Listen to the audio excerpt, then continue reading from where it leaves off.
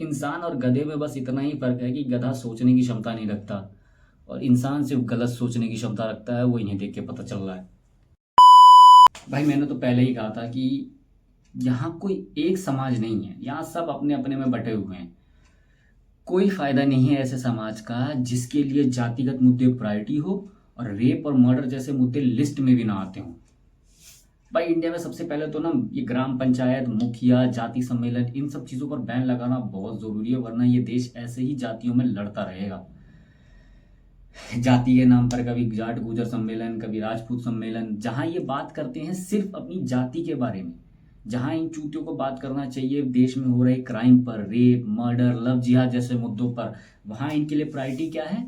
Intercaste marriage, जाति बचाओ। इन्हीं चूतियों के लिए ना एक वर्ड बना हुआ है, लंड बुद्धि प्राणी।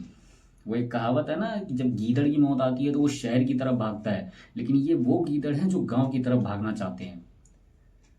सामाजिक और धार्मिक होने से पहले शिक्षित होना क्यों जरूरी है, वो सिर्फ इन्हें देखकर पता चलता है।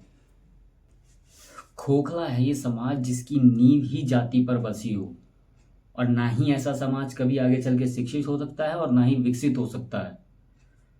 तुम्हें क्या लगता है ये कानून के दोनों जेंडर के लिए आ रहे हैं?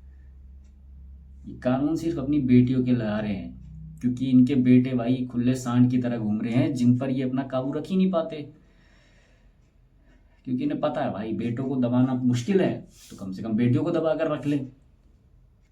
और ये बात ये कभी एक्सेप्ट ही नहीं करेंगे कि इनके बेटे भी गलत हो सकते हैं, क्योंकि जिनका मकसद ही अपनी बेटियों को घर में छुपा कर रखना हो, वो क्या ही अपने बेटों को संभालेंगे। जहाँ इन्हें ज़रूरत थी अपनी बेटियों को सुनने की, समझने की, वहाँ ये अपनी बेटियों पर पाबंदी लगाने की कोशिश कर रहे हैं। भाई मेरी ये बात सुनकर ना बहुत लोग ऑफेंड हो सकते हैं, और सिर्फ वही ऑफेंड हो सकता है जिसकी ऐसी घटिया सोच होगी। देश में क्राइम रेट पीक पर चल रहा है, पर इनके लिए प्रायोरिटी क्या है? जाति।